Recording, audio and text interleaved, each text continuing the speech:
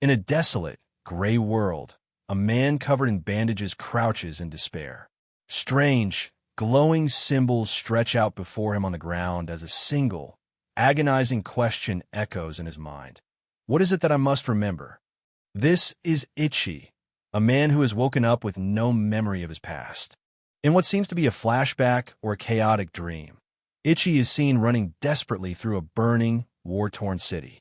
In the distance, another figure is flung through the air as Ichi flees from an unseen threat. The scene returns to the present, in the same post-apocalyptic landscape. Ichi, now free of his bandages and equipped with a backpack and supplies, stands amidst the rubble, surveying the destruction. A close-up reveals Ichi's determined face. His eyes are sharp and focused, though they hold a deep sense of loss and confusion from his amnesia. As he wanders, his attention is caught by the sound of sobbing. He sees a small, unnamed child crying alone in the ruins. He stops, his gaze fixed on the lonely figure, before turning and walking towards them. Ichi approaches the child and gently asks, "What's the matter?" The child, startled, looks up from their hands, tears streaming down their face. Upon seeing Ichi, the child's expression softens. Through their tears, they manage a small, hopeful smile, finding a moment of comfort in the stranger's kindness. Ichi looks back with a serious and contemplative expression, perhaps weighing the responsibility of helping this child in a world where he can barely help himself. A moment of peace is shattered as Ichi and the child find themselves pursued by a horde of desperate, zombie-like people, their arms outstretched and faces twisted in hunger. Without hesitation, Ichi places himself between the child and the mob. His combat instincts take over as he unleashes a flurry of powerful blows, single-handedly taking on the entire group to protect the child. As Ichi continues to fight off the scavengers, his incredible strength is noticed by a mysterious, well-dressed man in a fedora who watches from a distance with a sharp, calculating gaze. This man, a seemingly influential leader named Jin, lights a cigarette, unfazed by the chaos. He turns to his own group of followers and curtly tells them, "Oi, let's get going already." Despite his efforts, Ichi is eventually overwhelmed. He lies defeated on the ground as Jin's crew walks away, callously discussing their plans to sell their loot and have fun. Lying broken amidst the debris, Ichi's mind races, trying to grasp onto any shred of his past. Who was he? Where did I see him? He wonders, but no answers come. With a heavy sigh, Ichi gives in to his exhaustion and confusion. It's no use. I can't remember anything, he thinks, surrendering to the darkness of his amnesia. The scene shifts, introducing a different side of the story. Jin, now in a sharp suit, casually strikes a match, his slick-back hair and confident smirk painting him as a man of power. In a display of casual cruelty, Jin uses a tied-up man's mouth as a shoe shine, remarking to his subordinate, "Jesus, I guess a shoe is best if it's glazed with enamel after all." "Huh, Ichi?" Jin continues his lesson in cruelty, lifting his leg to kick the bound man. "Watch this," he boasts to Jesus. "It won't even stain my shoes with blood." He follows through with a vicious kick, sending the man and his chair flying backward with brutal force. Standing tall over his victim, Jin calmly delivers a threat, telling the man to warn his boss in Shinbashi never to make a scene again. Jesus pulls something from his pocket, his role as an enforcer clear. Later, Jin fastidiously cleans a spot off his suit while interrogating Jesus about his recruitment efforts. "How are the troops turning out, Ichi?" he asks, revealing that he has gathered around 70 to 80 of the best veterans. Suddenly, Jin's calm demeanor shatters, and he delivers a punishing kick to Jesus' head for his failure. Jesus collapses, stammering an apology. Jin looks down on him with cold fury. "I thought I had told you to collect 100 troops," he says, his voice laced with menace. Jin gives his subordinate a final, withering glare as Jesus coughs and retches on the ground. The price of his failure made painfully clear. The harsh punishment seems to conclude the matter, leaving Jesus in a state of fear and submission. But then, In a surprising shift from his earlier fury, Jin shows a different side. He places a wallet on Jesus' back and says, "You haven't been eating very well, have you? Here, eat something that's actually satisfying," an unexpected act of care that reveals the complex and unpredictable nature of his leadership. Jin's demeanor softens completely. He praises his subordinate, Jesus, for his hard work and ability to gather information, adding that they get along well. He then pats his head, revealing a surprisingly personal detail. "You were born on the 27th of October, right?" Jesus is overwhelmed by this rare show of kindness, his face a mixture of fear and devotion. As Jin walks away, Jesus bows deeply, stammering, "Thank you very much, big bro." Jin's final words hang in the air. "I'm counting on you, Ichi." The scene shifts back to the desolate wasteland. A skeletal, ruined building juts out from a swamp of filthy water and debris. A single bubble emerges with a blop, hinting at something stirring beneath the surface. More bubbles rise as the murky water ripples. The camera pans across the floating wreckage, revealing Ichi's body lying half-submerged in the filth, confirming he was the one knocked into the water. Ichi slowly sits up, the polluted water dripping from him. He looks at his surroundings, completely disoriented from the fight and his fall, and wonders aloud, where the hell is this place? Now out of the water, Ichi sits cross-legged in the vast, empty lot, trying to piece together his situation. In the distance, a figure in a suit, Jin, can be seen walking purposefully toward him. Ichi scratches his head in frustration, the full weight of his amnesia and his dire circumstances crashing down on him. All the while, Jin continues his steady approach from behind. Jin finally arrives, standing before the seated Ichi with an air of authority. He calmly lights a cigarette and breaks the silence, asking, "Are you looking for your home or something?" Jin gestures dismissively at the surrounding destruction. "I hate to tell you this, but there's been a lot of damage done around here," he says, explaining that even the landlords fled and the land will never be the same. Sensing an opportunity, Jin sizes up the lost and powerful man before him. He points out Ichi's obvious problem and makes him a direct offer. "You don't have anywhere to go, right? How about you work for me?" Ichi remains silent, staring blankly ahead. Annoyed by the lack of response, Jin leans in closer, his patience wearing thin. Is it that? You're mute or something?" he asks, his tone growing sharp. Finally, Ichi meets Jin's gaze. Ignoring the job offer, he speaks his first words to the man, a blunt and unimpressed assessment. "I remember my words. You're probably just a thug." Jin lets out a short laugh, amused by Ichi's defiance. You got quite the attitude," he says, taking a drag from his cigarette. He warns Ichi that he's about to learn what happens when you mess with a thug in this post-war world. With a smirk, Jin flicks his still-lit cigarette like a bullet, aiming it directly at Ichi's eye. He threatens that Ichi is about to experience the hell of a battlefield firsthand. But in a flash, Ichi vanishes from his spot, moving so fast he becomes a blur.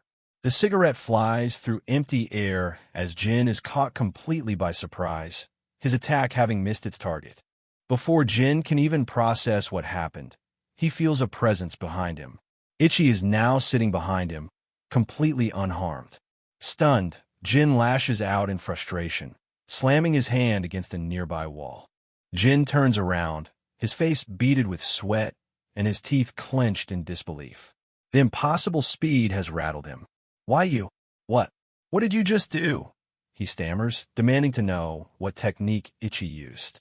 Jin trembles with a mix of shock and excitement, realizing the man he's dealing with is no ordinary vagrant.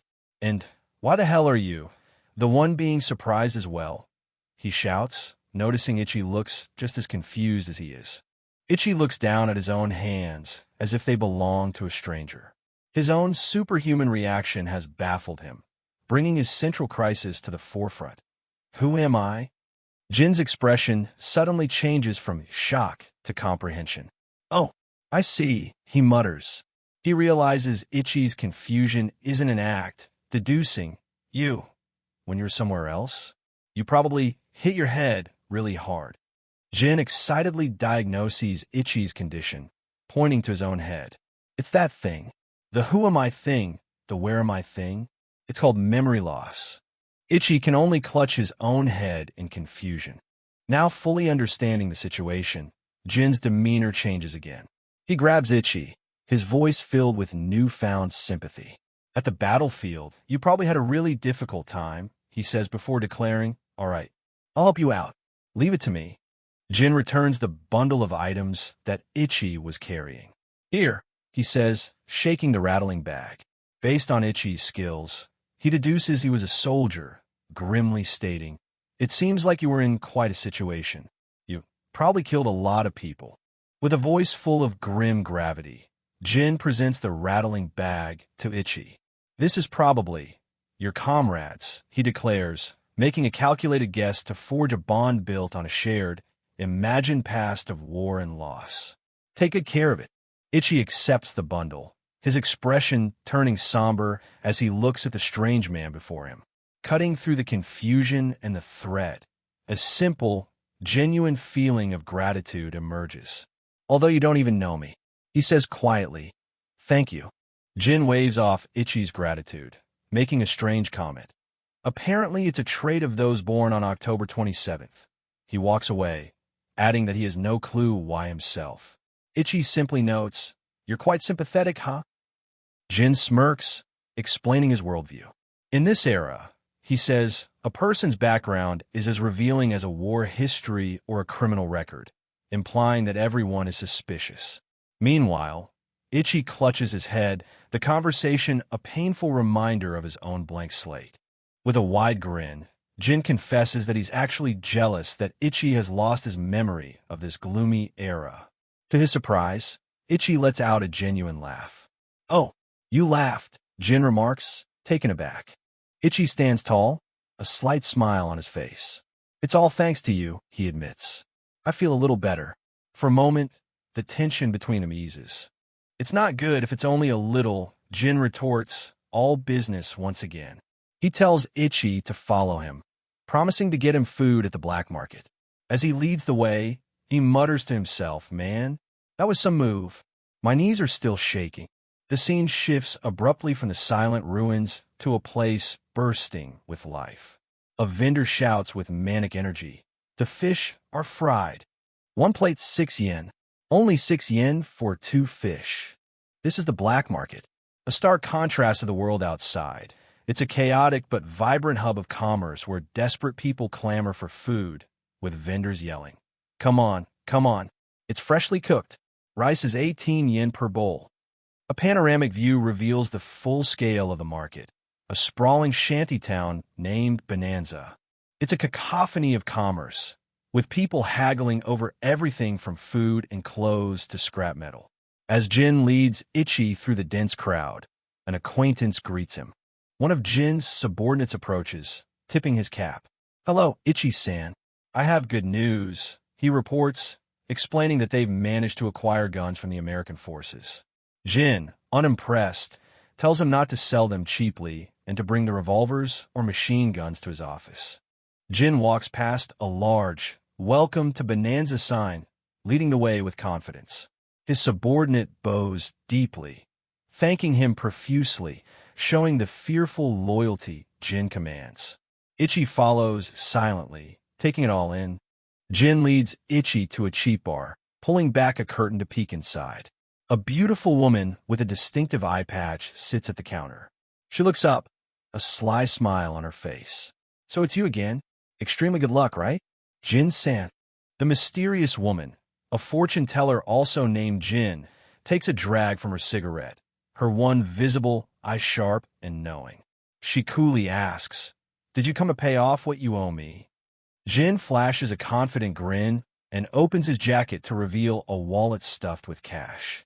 Bingo, he exclaims. The woman remains unimpressed while Ichi, curious, peeks from behind the curtain. Lady Jin's gaze drifts past the money to Ichi, who is lurking behind the curtain. Her interest is piqued. Looks like you got someone interesting involved, she murmurs. A caption marks the end of Memory 1. Now inside the bar, Lady Jin addresses Ichi directly. His arm is now in a makeshift sling from his earlier fight. "Where you from, boy?" she asks, her tone casual but her gaze intense. Jin steps in to explain Ichi's situation to her. About that, Jin-san, apparently he lost his memory and doesn't know who he is. "What a splendid story," Lady Jin says with a knowing smile. She takes a puff from her cigarette. "I guess that's why I feel this strange atmosphere." She looks from her crystal ball to Ichi, correcting her assessment. "Well, it's most likely that you feel a strange atmosphere within yourself," she says, suggesting the feeling is internal to him. Jin tries to relate, placing a hand on his chest. "This guy experienced a battlefield," he tells Ichi, as if explaining the trauma. "I totally know how that feels, bro." Ichi looks down at the bustling entrance to Bonanza, the word Jin used echoing in his mind. "Battlefield," he murmurs, contemplating the connection to his lost past. Lady Jin speculates wildly about Ichi's past, suggesting he could be from battlefields in China, Korea, or even the underworld of Hades. Jin asks if she means ghosts, which makes Ichi chuckle. Jin vehemently objects to the idea of Ichi being a Grim Reaper, pointing out how beat up he looks. Lady Jin counters, suggesting a Grim Reaper might be following him, before concluding that she mostly just feels pity for his existence. "Did that hurt?" Lady Jin asks Jin with a sly smile, rubbing a crystal ball. She calls him a naive Yakuza, which she finds cute but risky. Flustered, Jin covers his ears and loudly orders 2 beers and 2 Bonanza rice bowls. Lady Jin ignores the order and instead hands Ichi an empty pot, asking him what it is. She then turns to Jin and gives him a shopping list. "I need you to buy some ingredients. Give me some eggs, tomatoes, onions, wood, and some rice." Stunned, Jin grabs the pot and protests. "Isn't that your job? Why am I doing all your work?" But Lady Jin just winks playfully at Ichi, saying, "I'm counting on you, Ikin," leaving Jin sputtering in frustration. Though he complains loudly about being taken advantage of, Jin can't help but find the situation amusing. "It's irresistible," he declares before dramatically running off to do the shopping, a wide grin on his face as he shouts "Bonanza." As Jin leaves, onlookers gossip about Ichi. "Isn't that Ichi-san?" one asks. "I heard he was a mess after he came from the south," says another, with a third adding, "I feel sorry for him." Below, a pair of dice land, signaling the start of a fateful game. With Jin gone, the fortune teller turns her full attention to Ichi. "Before Ikin comes back, I'll check out your destiny," she says, her voice low and mysterious. "Give me your hands." She shakes a cup of dice, calling it the 8 divine signs. She then asks Ichi a probing question. "So, how does it feel to lose your memory? Does it feel like you have an empty darkness in your soul?" Ichi, watching her, asks if it's a dice fortune-telling. Ichi considers her words, his expression becoming distant. "Darkness, huh? Yeah, I guess," he concedes. "When I'm trying to relax, I feel like I get sucked into this nothingness, you know?" The woman finds his condition deeply concerning. "Darkness and no past. That's quite worrying," she says, staring at the dice. "There must be some way to ease that unknown." Ichi stands silently, his hands clasped, waiting for the verdict. She gives him a dice cup. "Out of the countless miseries carved into this burnt ruin, find the path you must take and roll the dice," she instructs. Ichi shakes the cup, preparing to cast his fate. The dice land on the table. The woman reads them and delivers a chilling prophecy. "Within the dark, there will be even further darkness. Your light will appear from within as the equal balance of power." She tells Ichi to focus his mind on one thing and roll 5 more times. As she records the results in a notebook, Ichi, prompted by a stray thought, asks, "This country, did it go to war against America?" "Oh, are your memories coming back?" the woman asks. "No," Ichi replies, explaining he overheard Jin talking. She then gives him a crucial piece of information. "I overheard one of Ichi-san's conversations. It's the 20th century." The scene pulls back to reveal the full scope of the black market in Shinbashi, Tokyo on September 8, 1946. As dice fall through water in the foreground, Jin and his subordinate are seen returning from their shopping trip, carrying produce and a bottle of liquor. Walking through the market, Jin's attention is caught by a new food stall selling grilled meat. "Hey, Jai," he says to his subordinate. "Was there a shop like this here before?" Jai replies that he thinks a noodle shop was there yesterday. Jin watches with a serious expression as a pair of strong hands expertly place skewers of meat onto a small grill. With an imposing presence, Jin strides through the market. The crowd instinctively parts, sensing his authority and the tension in the air. He arrives at the new stall. A large, brutish man with a scarred face, Saito Ryu, is tending the grill. Jin stands before him, his posture challenging. Saito Ryu looks up, the steam from the grill swirling around his menacing face. His eyes are an unnatural white, and a sly grin plays on his lips. "Welcome," he says, his voice likely as intimidating as his appearance. Jin stares back, his expression a mask of cold intensity. An unspoken challenge hangs in the air between the two powerful figures, the curl of smoke from the grill mirroring the rising tension. As Jin reaches for a skewer, Saito Ryu's hand shoots out, grabbing Jin's wrist in a powerful grip, stopping him. The two men face off. "You're using some good fuel there," Jin comments coolly. Saito Ryu smirks. "I found it in the burnt ruins somewhere," he replies, the simple exchange a clear power play over territory. Back at the bar, the fortune teller's eyes widen in shock. The dice have landed, and the result is clearly something terrible, taking even the seasoned mystic by surprise. She studies the results she's written in her notebook, a slight smile playing on her lips despite the grim reading. It seems you will have quite an interesting fate." She muses, writing a final character. She reveals his fortune to Ichi. "Can I sway?" It's one of the 4 worst signs out of the full 64 divine signs. Your luck begins with a sudden series of difficulties. That's 3 years of unavoidable bad luck. The weight of the terrible prophecy hangs in the air. The fortune teller looks on with concern, while Ichi stares downwards, his face a mask of shock as he processes the news. Ichi reaches out and picks up the small notebook containing his grim fate. He reads the words quietly to himself. Continuous difficulties. The worst signs? He looks up, and to the woman's surprise, his expression isn't one of despair. His eyes are wide with a strange light, and a smile touches his lips. "Jin-san, can I keep this?" he asks.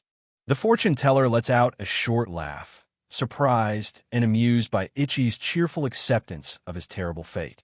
"Haha, you're quite the funny kid," she says, her expression softening into a gentle smile.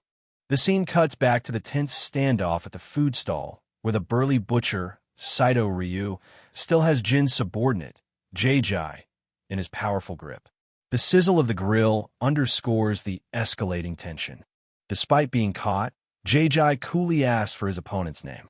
The man leans in, a smirk on his face, and replies with a single word, "Ryu." Ryu tightens his grip, crushing Jai's hand with immense force as he introduces himself fully, Saito Ryu. With his other hand, Ryu grabs the entire flaming grill, lifting it effortlessly as he prepares to use it as a weapon. In a display of shocking brutality, Ryu smashes the searing hot grill directly into Jai's face. Jai is sent flying backward from the force of the blow, the grill, coals, and meat scattering across the stall. A caption marks the end of Memory 2. Not finished yet, Ryu follows up his attack, slamming the wire mesh of the grill down onto the fallen Jai.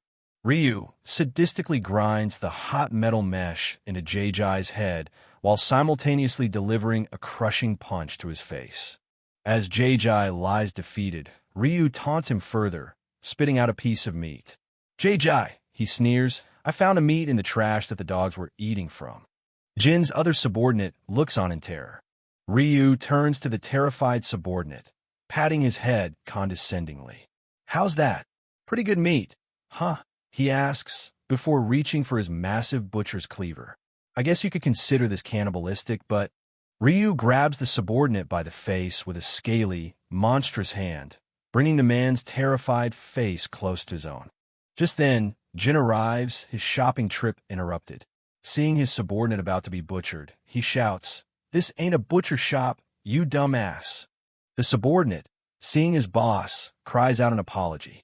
In response, Ryu kicks an entire wooden table at Jin, who quickly uses it as a makeshift shield to block the attack.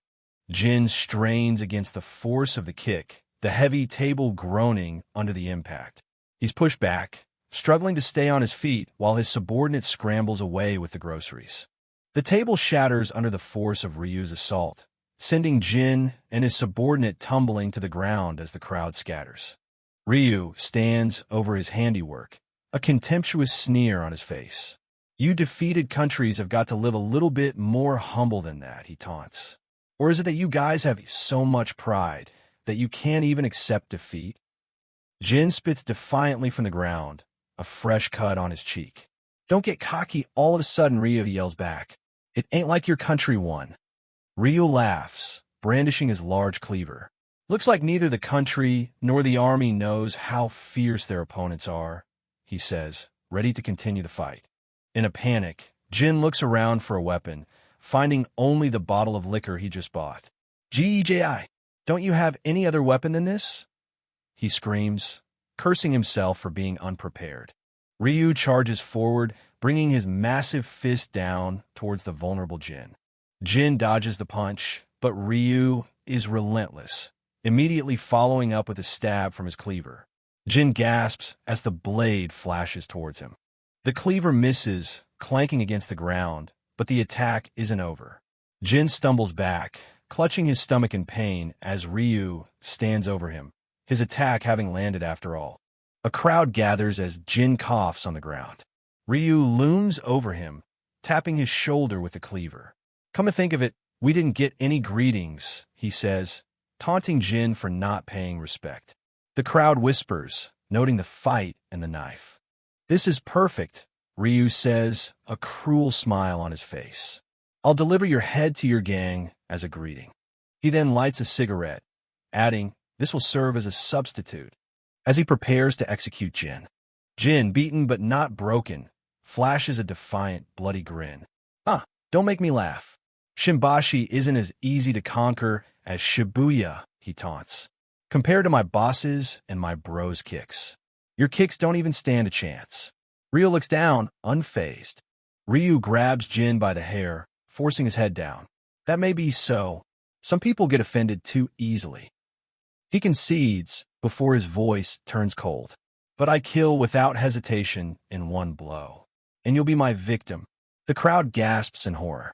Seeing his boss about to be executed, Jin's subordinate cries out, "ICHI-san." The crowd murmurs in fear. He's got the eyes to kill. "Yeah, it's going down. Is this for real?" As Ryu raises his cleaver for the killing blow, a calm, steady voice cuts through the tense silence of the crowd. "Let him go." The crowd parts, and Ichi appears, walking calmly toward the confrontation. "I don't know what happened here, but," he says, his voice even, "I would like you to let him go." Jin, still held captive, looks up in alarm. "Don't come here," he yells at Ichi. "This has nothing to do with you." Ichi ignores the warning, his focus entirely on the man who showed him a small kindness. He continues walking forward, his intent clear. "Let's go home, Ichi-san," he says, using Jin's nickname. "Jin-san is worried about you." The crowd whispers as the strange veteran walks toward the deadly butcher. "Who's that young one?" He's going closer. He's carrying someone's ashes with him. That veteran must have lost his mind. Ryo looks up, annoyed by the interruption. Ichi stops before them and makes his case simply. "Ichi-san is a thug, but he's not a bad guy," he states. "Please let him go." Intrigued, Ryo lets go of Jin and stands to his full, intimidating height. The crowd murmurs, "Isn't he scared? There's definitely something wrong with that guy." Ryu smirks down at Ichi and challenges him. "And if I don't?" Ichi's face is a mask of calm determination, the watching crowd reflected in his unwavering eyes. "That'd be a problem," he replies, his voice low but firm. He repeats his demand one last time. "Let him go." Ryu scoffs, taking a drag from his cigarette. You underestimated me? He asks. No. Ichi replies calmly. I just want you to let Ichi-san go. Ryu exhales, his patience worn thin. Jin, now safe, lights a cigarette of his own, watching the confrontation with nervous anticipation. The crowd lets out a collective gasp as Ryu decides to act. Ryu lunges forward, swinging his cleaver in a deadly arc. Ichi remains perfectly still, his eyes tracking the attack with inhuman calm. In a blur of motion, Ichi sidesteps. With a single, fluid movement, he strikes Ryu's wrist, sending the cleaver flying from his grasp. It clatters harmlessly to the ground. Before Ryu can react, Ichi places his open palm against the butcher's chest. A brilliant point of light gathers in his hand, concentrating an immense amount of energy. The energy erupts. Ryu is blasted off his feet, his body contorting as he's sent flying backward through the air as if hit by an invisible cannonball. Ryu crashes violently to the ground a great distance away, defeated in a single, inexplicable blow. Jin and the crowd stare in stunned silence. Jin recognizes the power, muttering, "Wow, there it is." The crowd is in utter disbelief. HM? What happened? Why did that huge guy just fly backwards? Even Ichi himself looks surprised, staring at his own hand as if it acted of its own accord. Ryu, struggling to comprehend his defeat, looks at Ichi and utters a single, strange name. Za. Jin overhears, wondering Zaji. At the same moment, a flash of light appears over Ichi's forehead, as if triggering a lost memory. Just then, a new figure emerges from the crowd. A man with long, wild hair and ragged clothes raises a finger to his lips, and an unnatural silence falls over the entire marketplace. The crowd instinctively recoils from the bizarre man, muttering about his stench. What? Another weirdo came. Someone says, while another whispers his name in awe and confusion. Jesus. His name is Jesus. The man named Jesus raises his hands theatrically, his voice booming with prophetic urgency. Be careful, he declares to the stunned onlookers. Nothing is a match for him. Jesus then turns his piercing gaze directly on Ichi, his voice echoing across the now silent square with a desperate plea. Try to remember. In a final, dramatic declaration, Jesus crouches and spreads his arms, delivering a cryptic message that ties Ichi's personal struggle to a much larger conflict. Even if every last truth is erased from this world, there will always be room for US to fight. In a desolate landscape, a man with wild, curly hair and a ragged cloak named Jesus makes a grand proclamation. He declares that the beginning of this world is at noon on September 9th of the 20th century. The scene pulls back to reveal a town of burnt ruins, where Jesus stands before a massive crowd. He behaves as if he is a god, viewing the town and its people as his personal toys, a show for his amusement. The crowd, however, is not entirely convinced. They yell at Jesus, calling him a lunatic and telling him to shut up so they can watch a fight. Undeterred, Jesus leans in conspiratorially, whispering that the powerful he they speak of sometimes hides amongst them. Jesus continues his theatrical sermon, wildly gesturing as he suggests the mysterious figure could be anyone, perhaps the bald kid or even the veteran soldier with glasses standing in the crowd. A man in a suit named Ichi interrupts, pointing towards a man with prominent scars on his face. He turns to his companion, a young man with a headband named Ryu, and asks, "Just now you called him Zaji, right?" The scarred man, Zaji, looks down, confused by the sudden attention. Ryu looks startled by the question. Ichi presses on, shouting towards Zaji, demanding to know if that is his real name. Jesus, annoyed by the interruption, puts a finger to his lips, shushing them for talking so openly. Ichi, losing his patience, yells back at Jesus to shut up, stating he has no time for his crazy talk. The focus returns to the confrontation. Ichi asks Zaji if he knows Ryu, noting that Ryu has lost his memory. Zaji stares back intensely and denies ever seeing him before. Despite Zaji's denial, Ryu touches his headband, a flicker of certainty in his eyes. He looks at Zaji and insists that he feels a definite connection between them. Ichi questions Ryu's certainty. However, as Zaji recalls the moment he was hit by Ryu's attack, a nonstop trembling begins. A memory surfaces, and he realizes with a jolt that he has definitely seen Ryu before. Ichi presses Ryu to share everything he knows. But Jesus intervenes again, grabbing Ryu's attention. He claims to have a treasure that he collected using his eyes and asks if they want to see it. Ichi shouts Jesus' name in frustration. Jesus ignores him, his eyes wide with excitement as he urges Ryu to follow him to his hideout right away.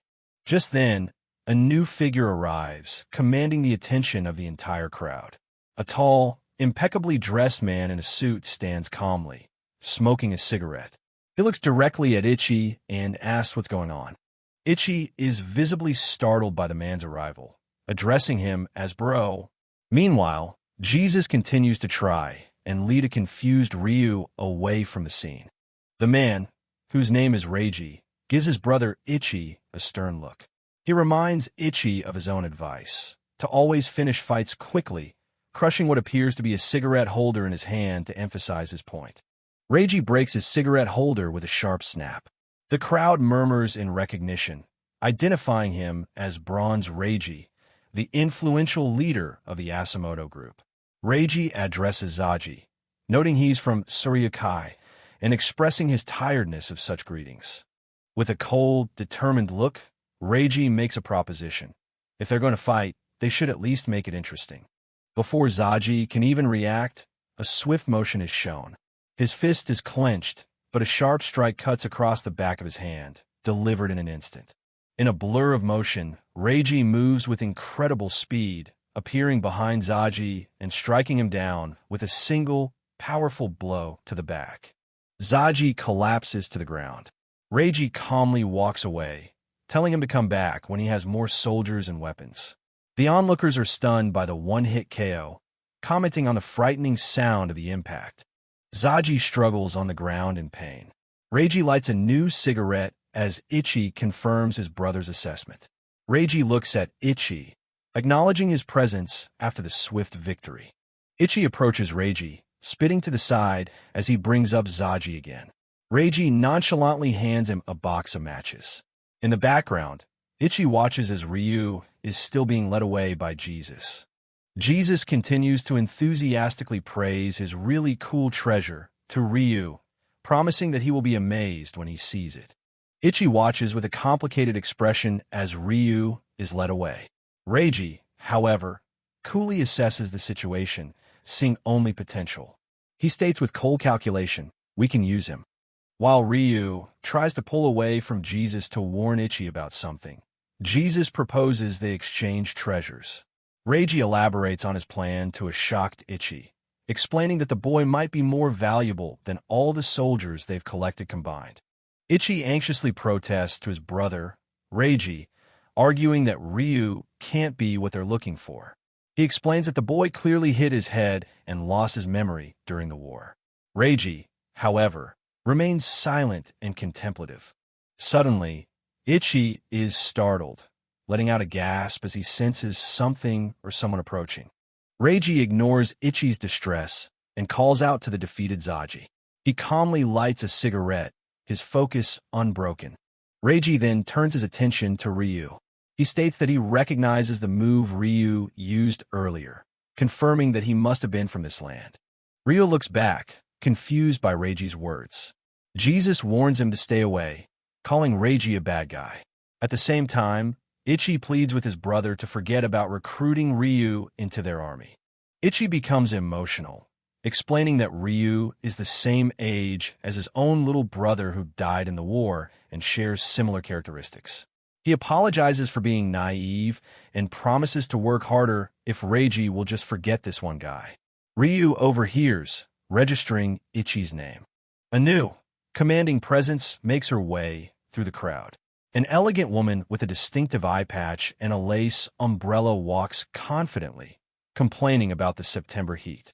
The woman notices Ichi wiping away tears and asks him why he's crying. As she passes, Ichi looks up at her with reverence, addressing her as Jin-san. Madame Jin glances towards Jesus with a confident smile. She calmly states that she will take care of the kid with the memory loss, referring to Ryu. Reiji watches this exchange, his expression unreadable. Across from him, Ryu and Jesus look on, caught in the middle of the shifting power dynamics. Madame Jin addresses Reiji directly, advising him to listen to her. She warns that since he has gotten involved with a man who has the worst luck, he has no idea how many people will die. This marks the end of Memory 4. The scene pulls back, showing the bustling black market from above as Ichi calls out to Ginkgo-san, another name for Madame Jin. Reiji smirks, undeterred by the warning. He finds the idea of a man with the worst luck exciting and asks Madame Jin if she intends to fight him over Ryu.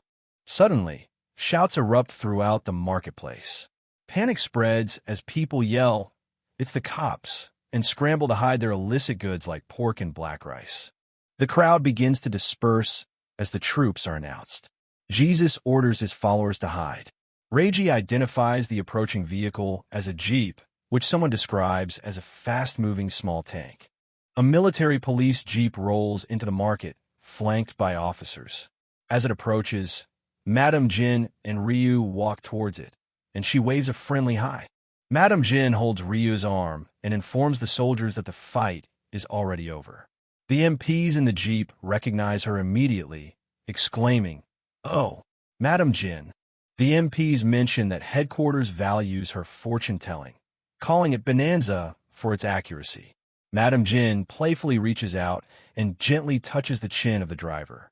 The flustered MP eagerly agrees to Madame Jin's request. Holding Ryu's hand, she sweetly asks if the boys can give her a ride home. Ryu helps Madame Jin into the jeep as she thanks him. One of the MPs looks on from the driver's seat. Madame Jin announces their departure as the jeep drives away. The local officers are left behind, looking on with displeasure as the vehicle navigates through the parting crowd. Watching them leave, Reiji comments on Madame Jin's cleverness, using the troops' jeep as a taxi. Ichi suggests they get a drink, while down below, the chaos of the black market continues with Jesus still preaching. Inside the moving jeep, Ryu and Madame Jin are seated in the back. One of the MPs apologizes, noting that while the car is comfortable, the atmosphere isn't very nice. As the jeep drives through the war-torn city, Madame Jin looks out at the ruins, calling it an unpleasant sight. She remarks that no other country in history has ever lost quite so badly. Ryu stares silently at the vast landscape of destruction passing by. In the distance, a lone figure, presumably Jesus, can still be seen amidst the rubble. A strange vision flashes through Ryu's mind. He sees Jesus, holding an apple, followed by an image of himself, and then a surreal scene of Jesus with dark wings, seemingly walking on water. The vision culminates in a heavenly light, with the winged Jesus ascending while small figures, like falling leaves, descend from above. Ryu is jolted back to reality. He is still in the jeep, and Madame Jin asks him what he's doing, announcing that they've arrived at their destination. After getting out of the jeep, Madame Jin thanks the MPs and offers to treat them at her place, Bonanza, next time they visit. She notices Ryu staring into the distance and asks if he remembered something, but he dismisses it as nothing. As they drive off, the MPs comment that Madame Jin is nice and beautiful, but also a bit scary. The scene shifts to Ryu and Jin standing before a large, imposing building. Ryu asks if it's her house, and she explains it was a souvenir from her father, revealing she is the daughter of a mistress. Ryu observes that it seems to be the only building in the area that wasn't burned down. Madame Jin agrees, stating that's precisely why it brings good luck. Inside, Madame Jin explains that the place was originally built for a business and isn't ideal for a home, but she tells Ryu to make himself comfortable anyway. As they enter the main room, a person with long, wavy blonde hair appears at the top of the stairs, cheerfully welcoming Madame Jin back. The person's cheerful demeanor instantly vanishes upon seeing Ryu. With a look of disgust, they exclaim, "EW, Jin-san, you brought a man with you." Madame Jin calmly tells the person, whom she calls Tama-chan, to stop being restless. She explains that Ryu is a soldier with amnesia and they'll be caring for him. Tama-chan's attitude flips instantly, saying Jin should have told her earlier, and Jin asks her to clear out the storage room. Tama-chan happily agrees and introduces herself to Ryu as Mayuzumi Tamiki, though he can call her Tama-chan. She apologizes after remembering his amnesia. Madame Jin then asks Ryu why they called him Zaji earlier. Ryu explains that the man he fought, the other Ryu, called him Zaji. He says that while he doesn't know if it's his name, it felt familiar. Tama-chan, overhearing, coos at the seemingly romantic notion of him looking off into the distance.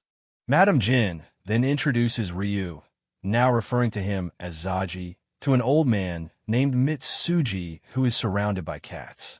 Mitsuji welcomes his lady back, and Jin explains that Zaji has lost his memory and will be living on the second floor. Mitsuji remarks that the memory loss is a pity and offers to make food.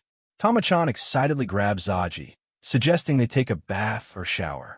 Tama-chan enthusiastically leads Zaji up the stairs, telling him he's dusty and dirty and that she'll even replace his bandages.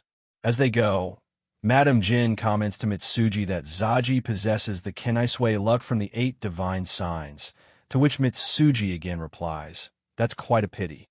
The scene shifts to the ruined streets of Shibuya. A man reads a newspaper mentioning that MacArthur got promoted, while another person walks by carrying a large bundle.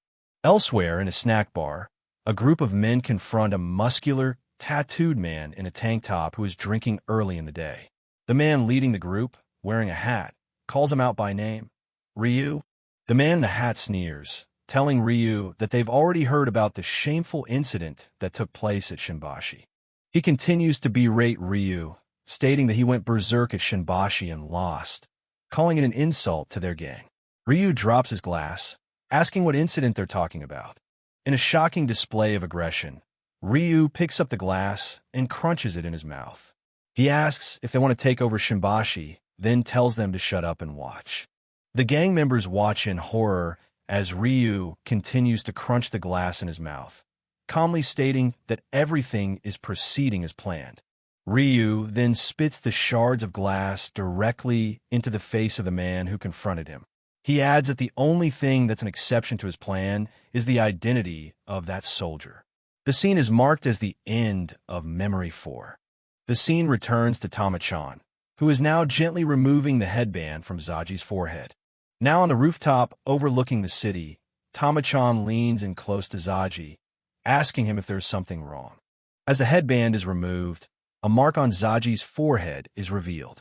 It glows like a third eye, stark against the backdrop of the ruined city skyline, as he stares forward with a determined expression. On the rooftop, Tama-chan examines the mark on Zaji's forehead, noting that his scar looks a bit funny, but it's a good thing it formed a scab with no pus. She then playfully covers her eyes, telling him to take off his clothes and get in the bath.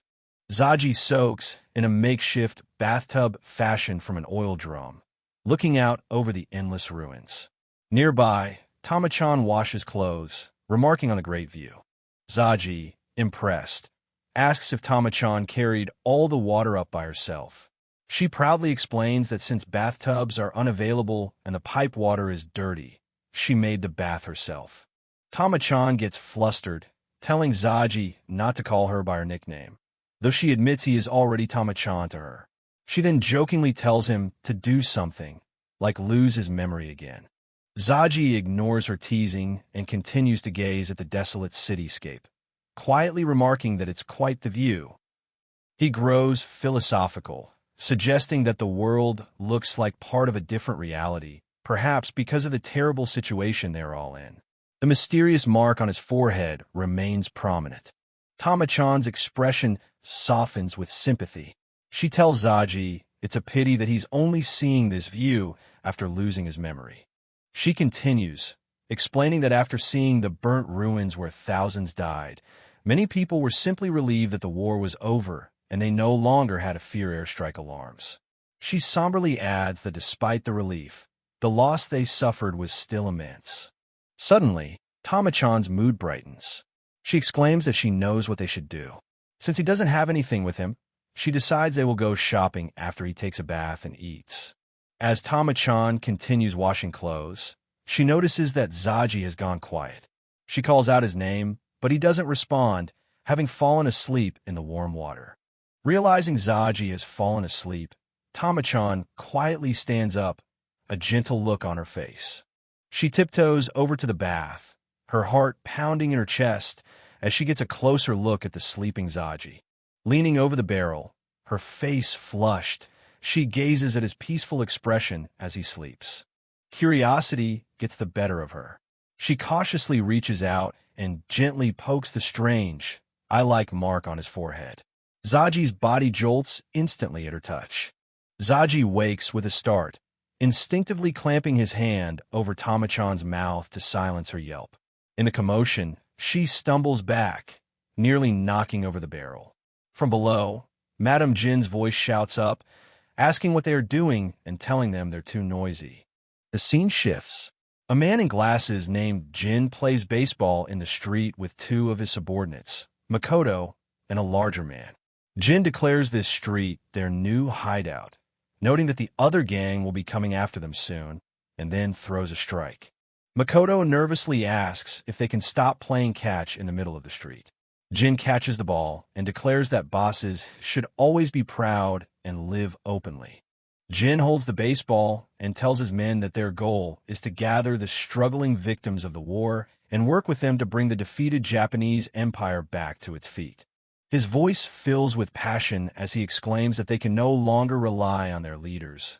Otherwise, they will end up surrendering their spirit, just as the army did. They continue their game of catch. Makoto gets an out, and Jin chuckles, noting that at least they get to use American phrases like strike and batter out. Makoto suddenly gets an idea, asking Jin if it wouldn't be cool to have a market sign written sideways, similar to how it's done in Shinjuku. Jin dismisses the idea, stating that writing a name sideways isn't cool. At that exact moment, his large subordinate screams a warning, "Boss, behind you," as a car speeds towards them. A man leans out of the car window, aiming a gun directly at Jin. He screams, "Asamoto, D." Jin's eyes widen in shock as he recognizes the threat. As the gunshot explodes through the air, Jin screams a warning that they are members of the Shimada gang. The bullet, clearly meant for him, instead slams squarely into the back of his loyal subordinate, Makoto. In that same instant, before the consequences of the gunshot can even register, a thin, silent needle streaks from an unseen source. It strikes the windshield of the Shimada gang's car, shattering the glass upon impact. The Shimada gang's car speeds off down a narrow street as Jin screams out his subordinate's name in agony. "Ichi! Makoto!" Makoto collapses to the ground, whispering his final words, "Boss! Strike! Out!" As Jin rushes to his side, a new, sharp-eyed man appears from the doorway, holding a weapon. Jin and his other subordinate look on, their faces contorted with rage and grief as they scream Makoto's name. Jin cradles Makoto's body. The new man, Reiji, calmly states that while it's too bad for Makoto, his death now provides them with the perfect excuse to crush the Shimada gang. This marks the end of Memory 6. An unsettling sound cuts through the grief as Jin begins to laugh maniacally. He holds Makoto, laughing and crying at the same time, lamenting how pointless and sad the situation is. As Jin's disturbing laughter continues, he questions his own reaction. Reiji stands by, watching the scene unfold with cold detachment. Reiji comments that Makoto's sacrifice will allow them to extend their territory. Jin, gritting his teeth, agrees through his grief. The Shimada gang's car is seen further down the road. Reiji asks what to do with them, and Jin coldly replies, "We can use them, I suppose." Inside the car, the driver looks terrified, his hands up in surrender as he realizes his gun has been disabled or taken from him. Jin's face is a mask of cold fury.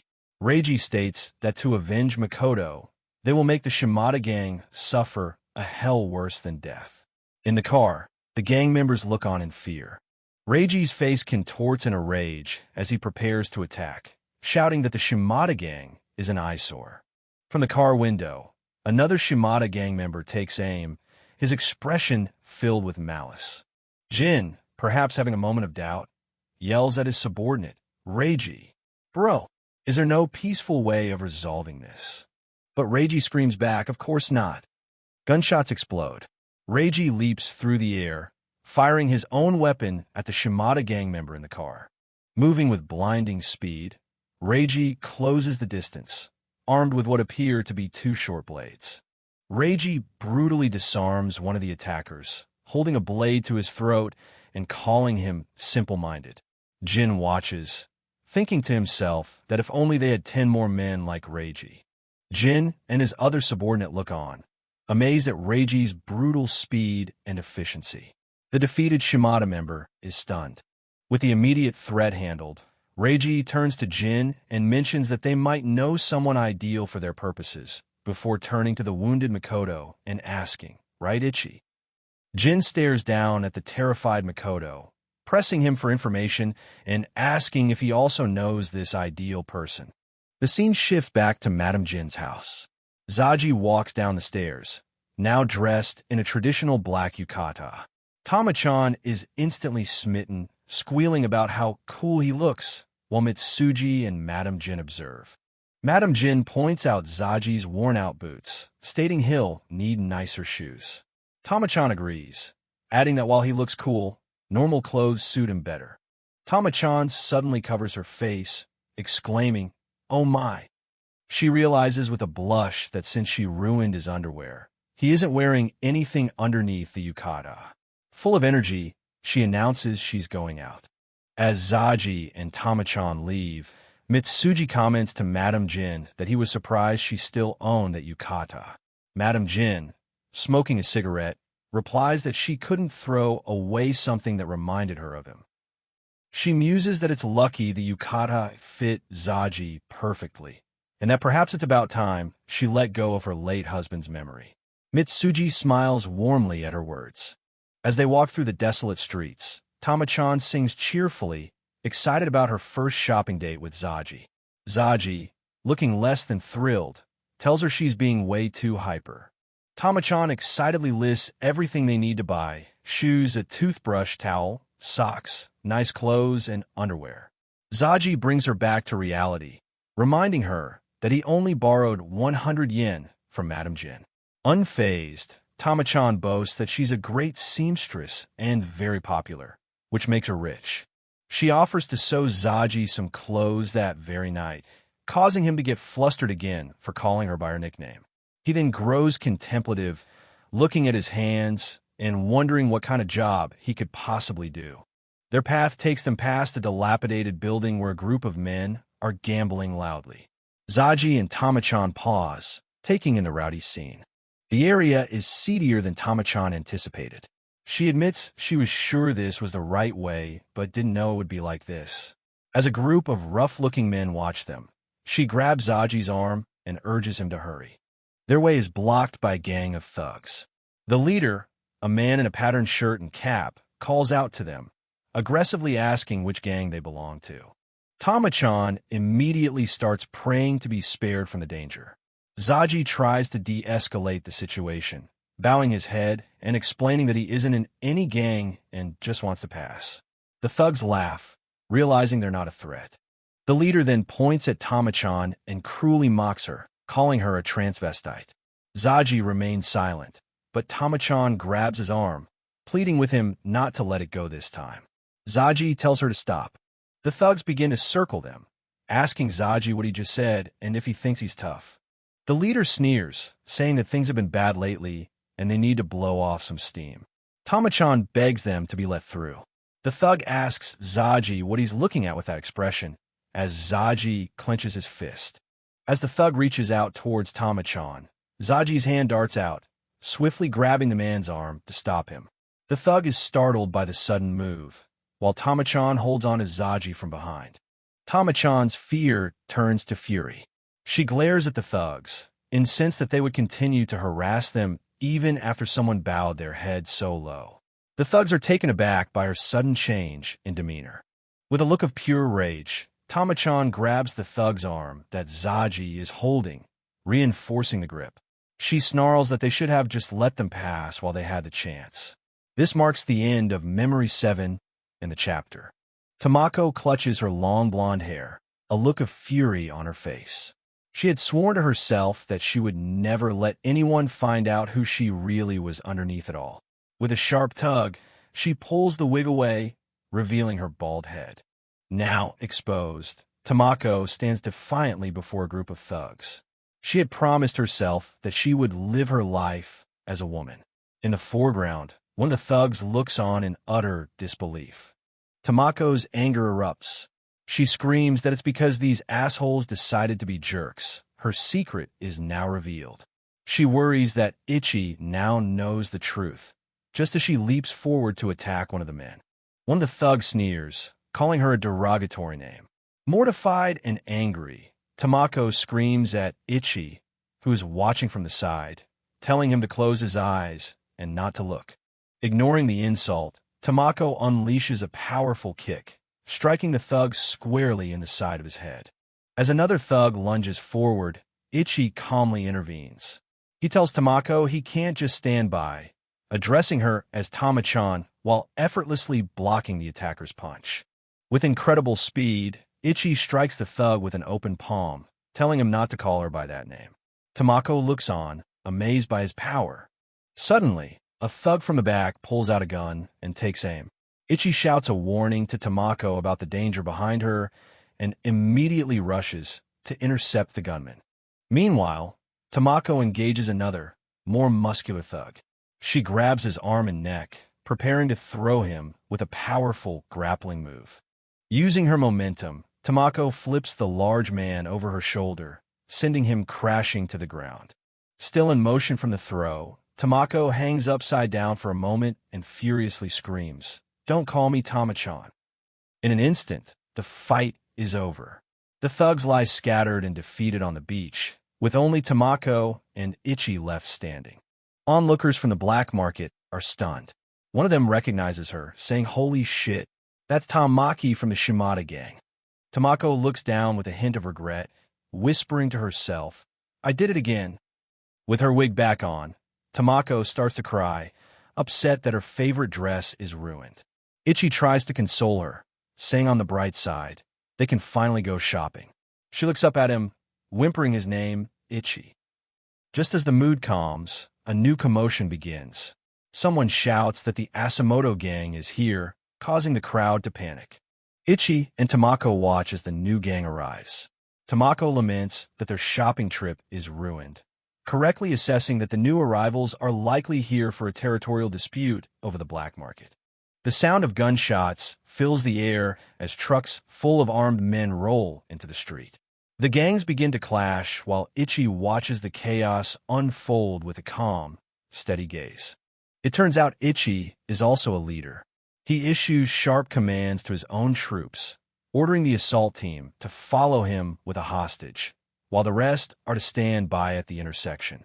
Tamako urges Ichi to leave, fearing they'll be dragged into something awful.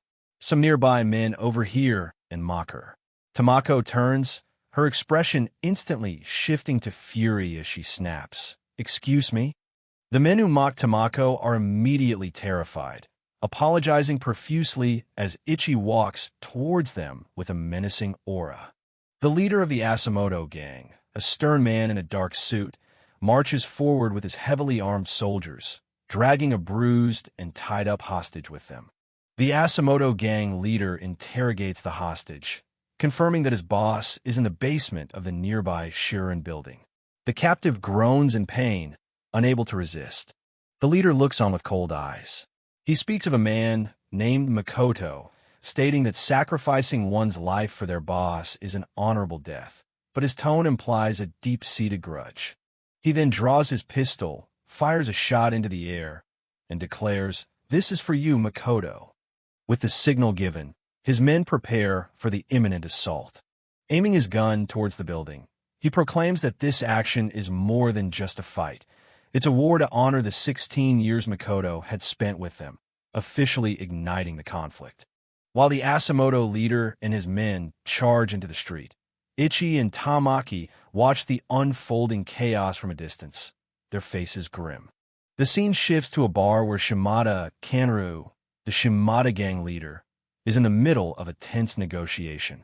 Cutting straight to the point, he asks what is preventing them from forming an alliance. He's meeting with Kimura Tetsuzu, an executive from the Ottawa party. Tetsuzu, a man with prominent scars on his face, calmly replies that he was unaware things were so dire between the Shimada gang and them. Kaneru's face contorts with anger. He clarifies that the conflict has nothing to do with the Ottawa party. The enemy is Asamoto. He explains that it just made sense to form an understanding with a business rival to eliminate the clueless kid, Asamoto. Kaneru frantically warns that Asamoto is clearly after the Rotten Association's title and will make a power play on Ottawa's territory too. However, Tetsuzu calmly reveals that Asamoto has also reached out to him for a mutual understanding. The mere mention of Asamoto's name sends Kaneru into a rage. He screams that he'll kill that prick and all his henchmen, while Tetsuzu looks on, unfazed by the outburst. Kaneru pulls at his hair, consumed by frustration.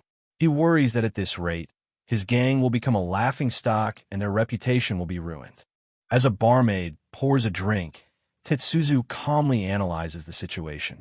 He notes that while the police may turn a blind eye to their activities, the military won't, especially with Asamoto delving into a gray area like the black market. The two leaders stare each other down. Tetsuzu accuses Kaneru of being sympathetic towards Asamoto and risking their potential alliance. Kaneru retorts that now isn't the time to compete, as they have a moral obligation to their men. The argument gets personal. Tetsuzu tells Kaneru to tread lightly. The barmaid, caught in the middle, makes a snide comment about their posturing. Suddenly, the sound of gunshots shatters the tense atmosphere in the bar. Everyone dives for cover as the room is stormed. A group of armed men, loyal to Asamoto, have burst through the entrance, guns at the ready. Kaneru and Tetsuzu are stunned by the intrusion. Kaneru angrily demands to know who dares to interrupt their meeting. Kaneru yells at the terrified barmaid to open the door, but it's too late. The attackers open fire, shredding the beaded curtain that separates the rooms. The Asamoto gang leader strolls in with his men. They are holding one of Kaneru's subordinates hostage, who apologizes to his boss before being thrown forward. Kaneru screams in fury, demanding they identify themselves and asking for someone to shoot the intruder. The Asamoto leader calmly raises his gun, stating, "An eye for an eye, Shimada. You killed one of our men." A gunshot rings out. The Asamoto leader executes the hostage on the spot. Kaneru looks on in maniacal fury, while the women in the bar scream in terror. The Asamoto leader casually lowers his weapon, commenting on what a stubborn old man Kaneru is. With his men surrounding everyone in the room, the Asamoto leader tells Kaneru not to make this any harder on himself. They are completely surrounded. The Asamoto leader grabs Kaneru, who desperately asks what he wants, money or territory. The leader simply replies, "Give me your hand." Kaneru asks if he wants to form an alliance, but the leader says it's not even close. He presents a document titled Dissolution Contract.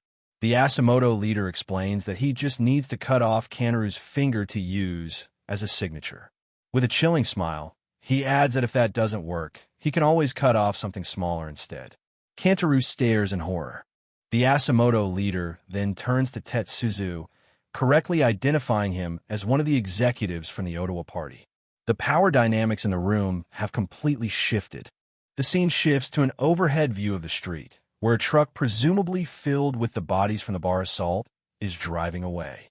A voice remarks that with 2 birds taken out with 1 stone, it looks like Christmas came early for his bro. Back on the street, Ichi and Tamaki find their path blocked by a guard who informs them the area is on lockdown. Looking past the man with concern, Ichi asks, "Ichi-san is there, isn't he?" The guard, a stylish man in a fedora named Kyozu, asks if Ichi is a friend of the person he's looking for. Ichi confirms he's worried about someone named Ichi-san, having heard gunshots from the area. Kyozu scoffs at Ichi's concern, mocking him. As he orders his men to get a truck ready, Tamaki pleads with Ichi, whom she calls Aji, to just go home. Just then, the Asamoto gang leader appears. The Asamoto leader, Ichi-san, stares down Ichi, telling him he should know what his line of work consists of and that he shouldn't be interfering when men are risking their lives. With a sudden burst of violence, Ichi-san punches Ichi squarely in the face, yelling that it's insulting to have a choir boy meddling in their affairs. This marks the end of Memory 9. Ichi stumbles back from the force of the blow as Ichi-san runs past him. Tamaki is furious, screaming, "What are you doing, Ikin?" But Ichi-san coldly tells her to watch her tone and orders his men to take Ichi away. Ichi-san walks away, leaving Ichi and a fuming Tamaki to follow behind. Ichi-san gives Kyozu an order: stay put and secure the Shimada gang hideout. He announces he's taking the captive VIP from the Ottawa party to introduce him to his own boss. Kyozu wonders if there was an alliance being discussed. Ichi-san reveals the dissolution contract, saying any previous discussion is now moot. They're going to settle this once and for all. Kyozu, impressed, cheers him on. "Nice you to man, Ichi." With the conflict resolved, the gangs clear out, with trucks driving away from the scene. In the aftermath, Ichi and Tamaki stand alone in the empty street. Ichi reflects that he should have been more sensible, while Tamaki comments that it isn't his fault. She had never seen such intensity in Iken's eyes before. Tamaki realizes the man was from the Asamoto gang. She apologizes to Ichi, whom she calls Zaji, feeling guilty for inviting him shopping.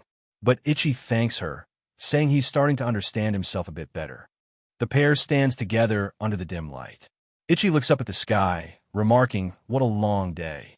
The scene cuts to a truck driving through the deserted streets. Inside the cab is Ichi-san. In the back sits his captive, the Ottawa party executive, Tetsuzu, along with several guards. In the truck, Ichi-san clenches his fist, thinking about the earlier confrontation. He muses that Ichi, or that Zaji, didn't even try to dodge the punch. For someone with his skills, parrying would have been a breeze. Ichi-san realizes that Ichi intentionally took the blow to his face. There must have been a reason for it. Meanwhile, in the back of the truck, the captive Tetsuzu complains to a guard about an itch, stating he can't scratch it because his arms are tied. The guard responds with a dismissive "to fuck." The guard tells Tetsuzu to shut up, not caring about his problem. Unfazed, Tetsuzu asks if the guard cares to know how he acquired the scars on his face. He reveals the answer: torture. Tetsuzu continues to taunt the guard, saying he can't even begin to fathom what he's seen. He boasts about the intestinal fortitude required to brush off the kind of torture he's endured, calling the guard his new fucking hero. As he speaks, Tetsuzu slyly maneuvers a hidden blade he had concealed, beginning to slice through the ropes binding his hands. He says that his entire life has been perpetual war. With his hands now free, he swiftly grabs the guard and stabs him in the side with the small knife.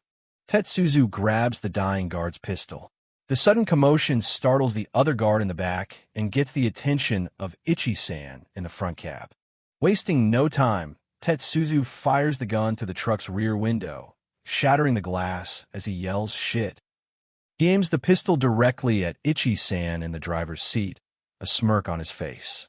"This is what happens when you judge a book by its cover," he sneers, calling them prepubescent greenhorns. Tetsuzu continues his assault, firing wildly into the cab. Now, in control, he barks an order to the terrified driver: "Take a left at the next intersection." The scene abruptly shifts, cutting away from the chaos of the truck chase. In a quiet, simple room, Ichi is seen lying on a mattress on the floor, fast asleep. The story enters a dreamlike state. Disconnected hands play a haunting melody on a piano as bubbles and strange lights float around them. Ichi remains asleep, clutching the thin blanket. Ichi slowly sits up in bed, his eyes still closed. A mysterious, androgynous figure floats outside his window and greets him. Echoing his last thoughts before this dream, Ichi murmurs, "It really was a long day." The figure asks him, "How does it feel to be living in Evelyn?" They take a crisp bite out of an apple, adding that this era and town tend to grow on you. With a cheerful wave and a tip of their hat, the figure gives a bizarre farewell, telling Ichi to knock yourself out and that they'll be tinkled pink knowing he's having a blast here. Later, Ichi is fully awake, sitting on the edge of his bed. The sound of a piano drifts up from downstairs. In the room below, Madame Jin plays a somber tune, the music seemingly having pulled Ichi from his deep sleep. In another room, an old man named Mitsuji sits with two young women. One woman finds Jin's music heartbreaking. Mitsuji, however, doesn't get it. The other woman notes that Zaji, or Ichi, has been asleep for almost 20 hours and wonders if she should wake him. Their quiet conversation is suddenly shattered by a frantic, loud knocking at the front door. Mitsuji gets up, annoyed, complaining that the noise is loud enough to wake the dead. Mitsuji throws the door open and yells, "What do you want?" It's Kyozu, looking distressed. He pushes past Mitsuji, urgently asking if Ichi is there. Mitsuji gruffly tells him that he hasn't come back yet. But at that very moment, Ichi appears at the top of the stairs, awake, alert, and wrapped only in a towel. The chapter and Memory 10 come to an end. At the door of a residence, a man in a distinctive hat, a member of the manhwa VIP, persistently asks for someone named Ichi. The elderly, scarred homeowner, Tatsu, sternly denies knowing anyone by that name and tells the unwelcome visitor to get lost. Just then, a muscular, shirtless young man named Zaji appears at the top of the stairs, questioning Tatsu's denial. A concerned young woman, Tama, looks on with surprise. The manhwa VIP outside recognizes Zaji and reveals crucial information. The man he's looking for, Ichi, has taken a VIP from the manhwa group hostage and has been missing ever since. The mention of an manhwa VIP startles Tatsu. As Tama gasps in shock, Tatsu touches the large scar on his own face and asks if the hostage's name is Kimura, showing he is familiar with the dangerous figures of the underworld. Confirming the danger, Tatsu warns the manhwa VIP that Kimura Tetsuzu is as fierce as a crocodile. He advises the man to give up his search and leave immediately. However, Zaji interjects, addressing Tatsu respectfully. He asks the old man to let the visitor in, as he wants to hear what the man has to say. Tatsu looks up at Zaji, questioning his sudden willingness to get involved in the dangerous business of the criminal underworld. With a grim expression, Tatsu gives Zaji an ultimatum. If he truly intends to become an outlaw, he will have to leave this house. Tama looks on, her worry growing. Facing Tatsu, Zaji begins to explain his state of being. He describes himself as a lost soul, stating that his very existence is like darkness floating in midair, hinting at his amnesia and lack of identity. A symbolic image visualizes Zaji's words, showing him and Tatsu standing on opposite sides of a large, black void, representing the emptiness and uncertainty that define Zaji's existence. Zaji continues his monologue, admitting he doesn't know who he is or what's right and wrong in this world. But he feels a change, stating that his memories of yesterday are starting to come back to him. The scene shifts to a powerful flashback image of Zaji standing alone in a desolate, ruined landscape. This is the world of his past, the memories of yesterday that burn within him. In his memories, Zaji recalls being with two companions in this ruined world. He explains that since he couldn't remember his own name, he simply accepted the name people gave him, Zaji. He remembers other faces from his fragmented past, accepting that the life he knows now simply began yesterday, with no history before it. And in that new life, there was one person who mattered most. A memory of a man shouting, "Ichi," surfaces. Zaji reveals that Ichi was the very first friend he made. His resolve hardened by this memory, Zaji declares that if his friend is in trouble, he will go help him. Tatsu grabs Zaji's arm in a desperate attempt to stop him, as a tearful Tama watches. Suddenly, a new voice cuts in. The elegant Madame Jin, wearing her signature eye patch, appears and Riley asks Zaji if he intends to go out to battle wearing just a towel. Madame Jin reassures a worried Tama, telling her not to get worked up. She then turns her attention back to Zaji, coolly remarking that he's giving off some pretty manly vibes. With an air of authority, Madame Jin procures a suit and jacket, tossing them down the stairs and declaring they will have to do for his mission. As Zaji takes the suit, Madame Jin gives him a final, solemn warning. After this, there is no turning back. Zaji's expression is one of pure determination. He has made his choice. Without a word, Zaji swiftly puts on the suit jacket, embracing his new path and the dangers that come with it. Now fully dressed, Zaji stands ready. Tatsu looks at him with a proud smile, joking that he even picked out flashy underwear for the occasion. In the background, Madame Jin and Tama watch, with Jin hoping he doesn't end up getting buried in the new clothes. Madame Jin stops him one last time, offering a folded piece of paper. She says it's from Jin-san and that Zaji should keep it as a good luck charm, which he accepts. While smoking, Madame Jin offers some parting wisdom. She tells Zaji he is the type of person who grows stronger by drawing all kinds of energy toward himself, both the good and the bad. She continues her prophecy, telling Zaji that though he will be beset by disaster and constantly beaten down, he will always find the strength within that hardship to recover and resurrect himself. His difficult journey is about to begin. Taking her words to heart, Zaji thanks Madame Jin for her guidance. She looks at him with confidence, assuring him that no matter what happens, he is the type of person who will rise up time after time. As he prepares to leave, Tatsu hands him a bundle containing his old belongings, including an urn. He tells him Tama also packed him a change of underwear. In the background, Tama can't hold back her tears, crying out Zaji's name. With a final look, Zaji thanks Tatsu and Madame Jin and apologizes to Tama for the trouble he's causing. While Tatsu and Jin stoically send him off, Tama is overcome with emotion, wishing she could go with him despite her dislike for the Yakuza life. As Tama calls out his name one last time, a vintage car pulls up to the house, its doors swinging open for Zaji. Elsewhere, a hand pours several pills from a bottle, hinting at a hidden dependency or medical need. The scene shifts to a menacing figure on a motorcycle. With a prominent neck tattoo and a cold expression, he looks like a formidable threat, waiting in the desolate streets. Zaji gets into the car, which speeds off into the night. His driver immediately hands him a pistol, preparing him for the dangers that lie ahead. The driver is revealed to be the Onwa VIP who was at the door earlier. He explains their mission.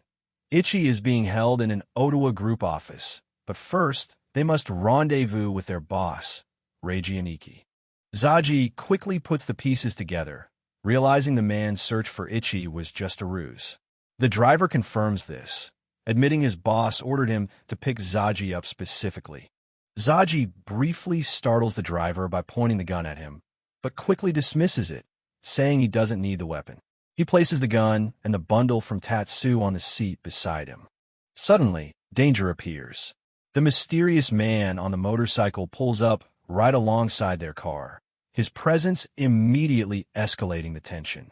As Zaji calmly rolls down the window, the motorcyclist gets straight to the point, asking Zaji if he knows who he is. The driver looks on, startled by the confrontation. Zaji explains the situation plainly. He recognizes the man from the black market yesterday, but he has amnesia and can't remember anything before that. The motorcyclist listens, his expression unreadable. The motorcyclist seems to consider Zaji's words, simply saying, "Is that so?" before reaching ominously towards the car. In a flash of movement, the man's true intentions are revealed as he draws a sharp, deadly blade, preparing to strike. Zaji's eyes widen as he instinctively senses the imminent danger, the world seeming to warp around him as the attacker's fierce expression locks onto him. As he attacks, the motorcyclist feels a strange, intense connection to Zaji, a familiar feeling that pushes him forward. The passengers in the car can only watch in terror. With incredible speed, the attacker swings his blade, striking the car's door and narrowly missing Zaji, who flinches away from the impact. The driver screams in panic and swerves the car, trying to escape the relentless pursuit of the attacker and his deadly sidecar-equipped motorcycle. The attacker feels an undeniable pull, a sense that something deep and primal draws him and Zaji into conflict. For a moment, he loses control of his bike as he grapples with this instinct. The attack continues with the sound of gunshots. Zaji, surprisingly composed, looks back at his pursuer and asks the driver if the attacker is from the Soryu group. The driver, struggling to make sense of the ambush, suddenly remembers something. He recalls that Zaji's friend, Ichi, had called it by a different name, Ryu. The name hangs in the air, a vital clue to Zaji's forgotten past. The Soryu group attacker isn't finished. The chase intensifies as he reveals his trump card, a heavy machine gun. With a click, he mounts the weapon. He speaks of a preordained hostility, a hatred carved into his very blood over generations, directed squarely at the man he is pursuing. Zaji realizes the machine gun is aimed at him. He quickly hands his belongings to the driver and yells for him to get down just as the attacker opens fire. A hail of bullets tears through the car, shattering the rear window. The driver screams in terror as the vehicle is shredded by the heavy gunfire. In a bold, desperate move, Zaji rips the car door clean off its hinges and, with a powerful spin, hurls it directly at his pursuer. The heavy car door smashes into the mounted machine gun, mangling the weapon and rendering it useless. The Soryu group attacker can only watch as his primary firearm is destroyed. Taking advantage of the chaos, Zaji leaps from the moving car, landing with athletic grace on the pavement. The attacker, meanwhile, fights to control his damaged motorcycle. The Soryu attacker brings his bike to a stop. He looks over the wreckage of his machine gun with a calm, almost arrogant expression, completely unfazed by the setback. Standing amidst the ruins with the wrecked car, doors still attached to his bike, the attacker looks for his target. He hears a rustling sound from a nearby shack and turns his attention, ready to continue the fight. Holding the car door as a makeshift shield, the Soryu attacker readies his sidearm, proving he is far from finished. But Zaji has vanished. As the attacker scans the area, Zaji uses his incredible agility to scale a nearby telephone pole, turning the environment into his personal playground and taking the high ground. The attacker looks up, a crazed, ecstatic laugh escaping his lips as he spots Zaji perched impossibly high above him on the telephone pole. As Zaji balances on the now-fallen telephone pole, he feels a strange sense of déjà vu. He can't explain it, but he has a feeling this has all happened before. His attacker leaps onto the pole to meet him, confirming Zaji's feeling. The man declares that he feels it too, a memory of a past battle between them. Fueled by a furious anger, the attacker charges at Zaji, screaming that he is going to beat the truth out of him, one way or another. Lunging with his blade, the attacker screams a single, desperate command at Zaji, a word that strikes at the very heart of his quest. Remember.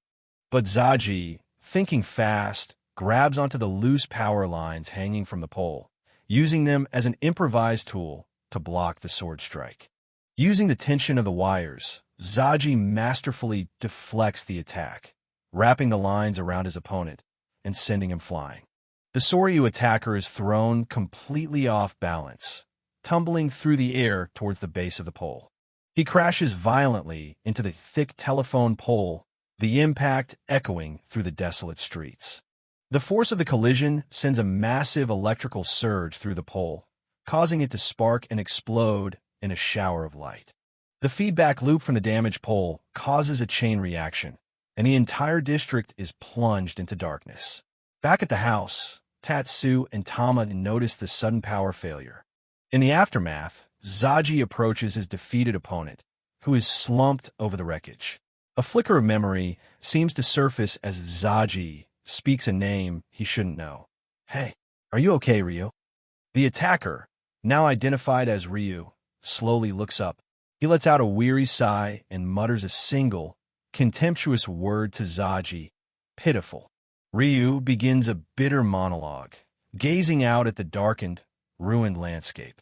This city, the people that live in it, everything. He looks at Zaji with utter disdain, finishing his thought with a cynical conclusion. It's all a bloody lie. Ryu slowly gets to his feet, standing over Zaji. He then poses a question that cuts to the core of Zaji's entire existence. You, who are you? The question hangs in the air, a mirror to Zaji's own internal struggle. Ryu then turns the question inward, lost in the same existential void as he asks, "Who am I?" But the profound moment is shattered by the screech of tires. The Onwa VIP returns in the car, yelling for Zaji to move, and rams the vehicle directly into Ryu to clear a path for their escape. The driver yells at a stunned Zaji to get in the car. Having been knocked aside, Ryu lies motionless on the road as the car speeds away, leaving the aftermath of their violent confrontation behind. As they drive, the Onwa VIP complains that the unexpected fight has thrown them off schedule. Zaji, still processing the revelation of his other name, can only agree. Though he was hit by a car, Ryu is far from defeated. Lying on the pavement, he cracks his neck back into place, a grim smile on his face. The scene then shifts to the Ottawa Group warehouse, where other forces are at play. Inside the warehouse, surrounded by eerie masks, a man tied to a chair stirs. It's Ichi Saito, the very friend Zaji has been searching for, now a captive. Ichi is surprised to find he's not the only prisoner. Tied up next to him is Kimura Tetsuzu, the formidable Onwa VIP. Ichi casually asks why he's tied up too, but Kimura just grunts at him to shut up. Hearing footsteps, Kimura wonders aloud if their captors are the Shimada family. Ichi shares some underworld gossip, revealing that the Shimada's Shinbashi branch asked to be dissolved, forcing the main family's hand. The story cuts to another location, where members of the Asamoto family are gathered. They discuss the shifting power dynamics, noting that their own family's power is on the rise. They've heard rumors about their rivals having some new, strange members, including a big-ass ladyboy and a Kenpo user. Their conversation is interrupted by a cheerful voice from the stairs. A newcomer calls down, asking why everyone looks so gloomy. A charismatic and smiling young man appears at the door, holding his belongings and cheerfully announcing, "I'm back." The gloomy atmosphere vanishes instantly. The gang members leap to their feet in a mix of shock and reverence, all shouting the same name in unison, "Young Boss." A new, powerful player has just entered the game.